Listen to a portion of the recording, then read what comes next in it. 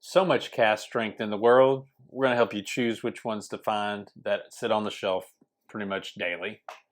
Yeah, we have like 15, 16 of our favorite everyday cask strength, barrel proofs. Whatever you want to say. Basically high proof whiskey. All bourbons. And whiskey. I think not all of them are bourbons. Yeah, whiskey, bourbon. It's the same thing. No rye. No rye. That's what I meant. No rye. There we go.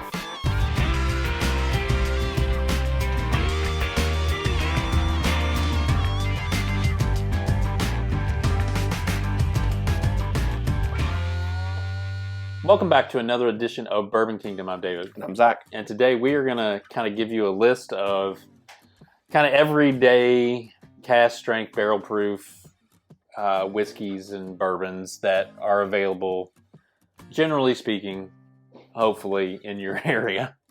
Yeah, and if some of them aren't, hopefully these other ones are. Most of these you could, you should be able to find them. There might be a couple of them you'd be like, I can't find those. Yeah. That's debatable, blah, blah, blah.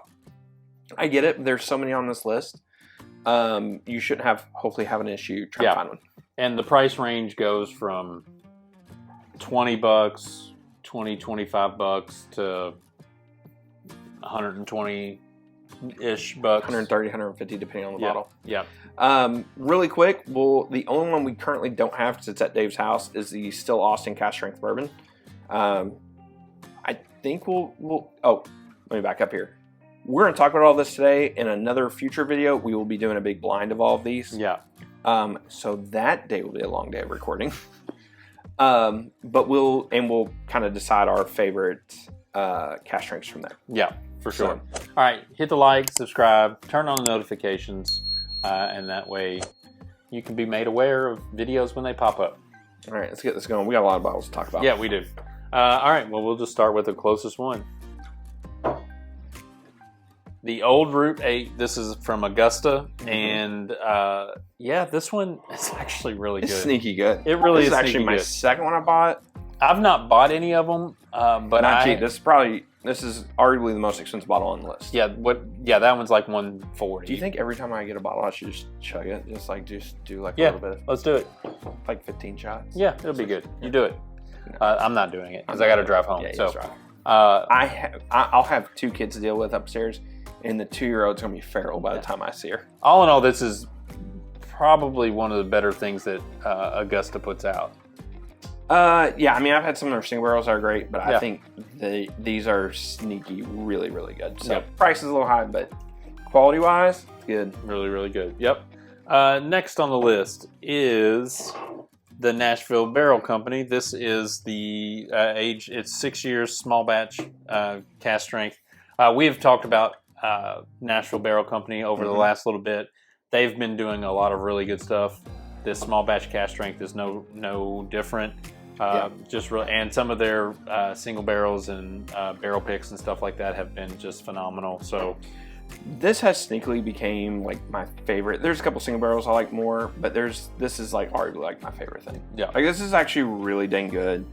And now they're moving on to like 8-year-old stuff, and I just think, man, like this is just sneaky good. Yeah, I agree with that. All right, next on the list, and this one's old school because this is in the clear bottle, but this is the Smoke Wagon Uncut Unfiltered. I think you should own one of these on your clear shelf. Bottles. Yeah, well, definitely one of the clear bottles. Listen, batch 79. Listen, if anybody out there has batch 79 that they haven't opened and they are looking to get rid of it, that guy who had it. Listen, I will take a batch 79 in a heartbeat. I finished that one way too quickly and am really sad that it's gone. So if anybody out there has Smoke Wagon batch 79, I have some bottles. I'll trade you. I'll do whatever I need to do to get my hands on it, and we'll go from there. Welcome to Dave's Swap and Shop. Listen, you do what you got to do. Anyway, these are generally speaking, especially the clear bottle ones, are amazing. Yeah, I agree. This will actually be really interesting because this one's been open the longest out of any bottle we have on this list. So, ton of airtime to it. So we'll see how it does. Yeah. So next on the list is the James Pepper. This is the barrel proof, and and we've talked about this. We actually did a review of this. Mm-hmm. Sneakily, really good bottle this year. It's really nice bottle. It may make our top 20 this year, I think. It could. It could. I think it's going to be close to making our top 20. It's not going to be in top 10 because I just don't think it packs a punch in the way that I think. And it's not eclectic enough. But for just being an everyday shelfer cast strength, which is technically their LE, but it sits on the shelf pretty regularly, this is really, really good. Yeah, I agree. It just at the end of the day, it's just something really nice. It's like $60. Yeah, $60, something like that. Yeah. It's just a really, really nice drinker. And I always appreciate whenever you have a really, really nice drinker, barrel proof or not, from like the major distilleries. Yeah, I agree with you. Because it's hard to have that.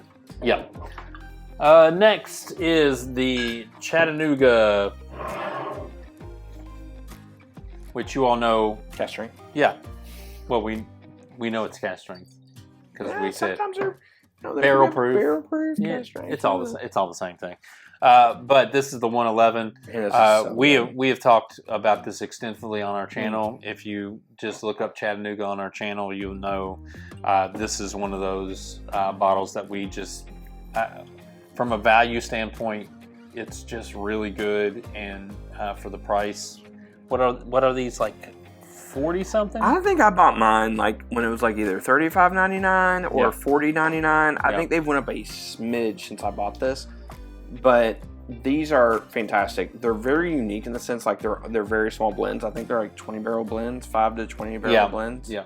At any point in time. And what's crazy is this is only like 2 years old. Yeah, that's the so they're all super young. Yeah, that's the thing that always amazes me about Chattanooga, what they are able to do with young whiskey. I know. And make it good. Very enjoyable. Yeah, make it good. So hats off. All right. Next is the Barrel Bourbon. Was that expensive? It was your label maker. It's not expensive. Yeah. Fine. So I don't even know where that was at. So that just fell out of the sky. Anyway, this is Barrel's Cast Strength. This is batch 36.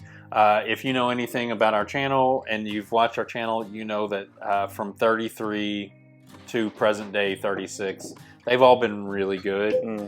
33 was just on another level, but the rest of them have been really good. And to be able to get this at a good price, which is I think roughly around $79 to $80, it's worth having on your shelf. And it's not one of the big boys that you can bank on in the sense of like it's not Jack Daniels, it's not Old Forester, it's not any of these things, but what Barrel does to blend their stuff together and create a really good cast strength, they do a really good job, and I'm always happy to have this on my shelf.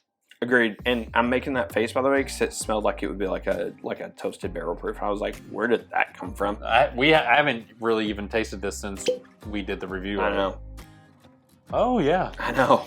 I don't know where that came from. Yeah, but that's it's nice. like funky in like such a good way. Yeah. Yeah, these tend to do really well for us. Some of them have even been our top 20 of the year. So I look forward to this one. We have such a different list, like of all these different brands. I'm like, man, I think this can do really well. This can do really well. Yeah. This is one of them I think can do really well. Yeah. All right. Next is the Maker's Mark Cast Strength. We toyed with putting the 46, but the 46 is a little bit harder to find sometimes. It's just not consistent. Yeah. Yeah, so that's true. I feel like this is obviously much more consistent. Yeah, this is really good, and you should own this on your bar if you have more than 5 bottles of bourbon on your bar.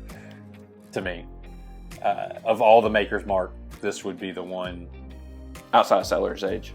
Yeah, but Cellar's Age is an LE. Like you just you're talking like basic everyday stuff. Yeah. So no, I would agree. I would agree. I think.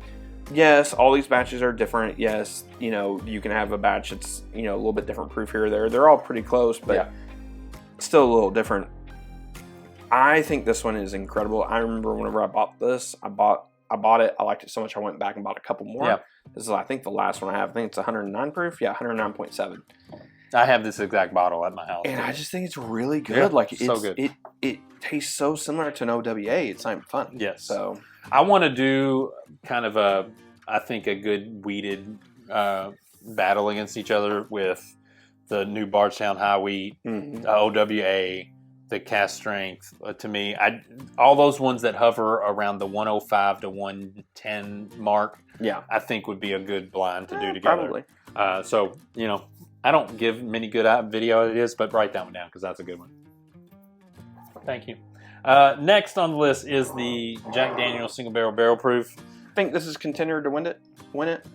I feel like it always is. Yeah, I just feel like too. This is always. I feel like this has to be top 3. And even though this maybe is top 4, even though this is a single barrel, they're so consistent. They are. They're monsters. They're just so consistent. I was drinking on some single barrels down there at Jack Daniel's the other week, and man, they were just monster. Yeah, monster bottles. Fantastic stuff. I have no complaints out of that whatsoever, and it's readily available. You can walk into pretty much, I feel like, any liquor store, especially around here for us. You can walk into any liquor store and find that and buy it for $79, and you're going to be happy with it. Not a lot to say about perfection on that one. Yeah, they're just amazing. Buy it, own it, love it. Yeah, for sure. Next on the list is the Green River Full Proof. Again, sneaky contender to win. I think it is a sneaky contender to win it because if I had to pick 4, it would be in one of those spots.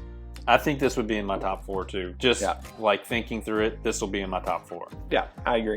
Looking at like our list, I think this would be in top 4. This is just so good. And when they came out with this, I was surprised.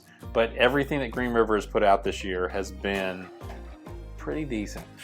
Yeah, it's been really good. I mean, they have done such an excellent job. Yeah, with certain releases, and they've really crushed it. Either. I couldn't imagine if I would have actually followed through and like actually tried one sip or one drink of every bottle. Oh, yeah, that is just so good. I know, right?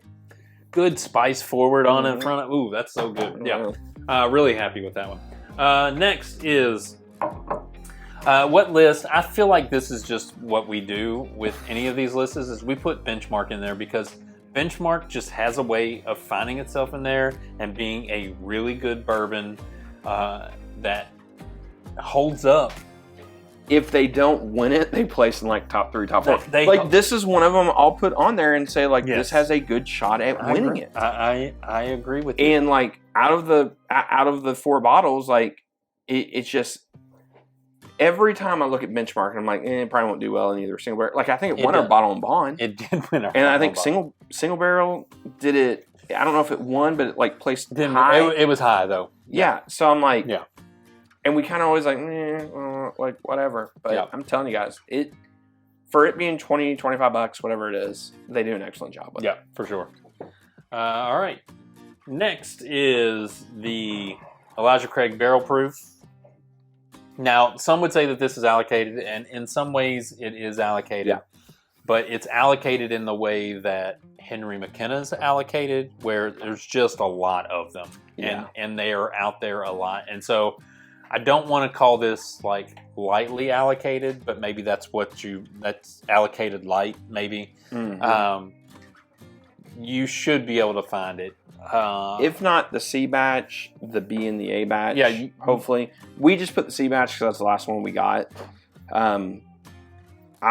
To me, I feel like we just see so much of it, like it has to be on the list. Yeah, so. I think I agree with you on that. So just really good stuff.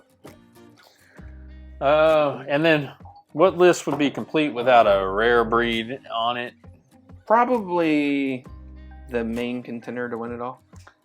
For me, I think it's still in my top 4, but I don't project it to win for me. Oh, wait, you didn't even have it in your top 4? No, I think it is in my top 4. Oh, okay. I'm just saying I don't think it wins for me. So it'll be interesting. Maybe not. I like rare breed, and I think it is a staple that people should have on their bar because I just think it does all the right things. It really but does. it's not for everybody. I think the barrel proof of it isn't for everybody because Wild Turkey can kind of punch you in some ways. In all the right spots. In all, it could. So anyway, I do agree. I think this could be in top 4. So, all right. Next is the Penelope barrel strength. Oh, we just went from cask strength to barrel proof to this is barrel strength. They combined both of them together. I'm waiting for somebody to put out a cask proof. Oh gosh, please don't. And please don't. Unless it's a Bourbon Kingdom bottle, and that's what we'll call our barrel proofs, our cask proof. I feel like then we'll have a trademark somewhere. Yeah, trademark argument. Yeah, trademark. You might be true. Probably. Anyway, Penelope. Again, Penelope's been doing some really good stuff this year, and I expect this to do decent in the blind. It always does do pretty decent. I mean, I'm not. Do I project this to win? No, but I project to have a good showing because I mean, just every time I drink on this, I'm always like, they're good. Yeah, they're always really good. It's really good. Yeah, good job, Ross and Squibb. I think this is a batch before Ross and Squibb, though. That batch. I think you're right. I think that is pre-buy. And then the last one on our list is this is probably the only other one you could debate if it should be on there or shouldn't be. You don't think it should be? Well, okay, so I think it should be, and I was actually the one that said it should be because we can find this a lot of places now. Yeah. But I don't know if everybody else can. Yeah. It's the Redwood Empire Pipe Dream cask strength. I mean, honestly, probably any of their cask strengths, but I think this is the best cask strength. Yeah, I would agree. Which I wouldn't have thought that. I would have thought Lost Monarch would have been, because you remember when we did the blind of it or whatever, and we were just like really surprised that the Lost Monarch didn't do as well as because we both thought we both like Lost Monarch probably the best of the regular. So anyway, this Redwood Empire just does really good stuff, hands down all the time. But this Pipe Dream cask strength just kind of is special. Yeah, and I honestly think that this will do really well for me in the blind. It'll be in the top 5, I think, with the blind. Okay. So I like it. I like it. Yeah. All right. Well, that's our list. Let us know what we got right, what we got wrong. If there should have been a bottle we should have added, please put that in the comments below. Because we could add it in the blind. I was going to say, we've done that before where we've actually liked somebody's idea and we're like, yeah, we totally should have. We just forgot about it. Yeah, for sure. So, but yeah. All right. Well, till next time. We'll see you. We'll see you.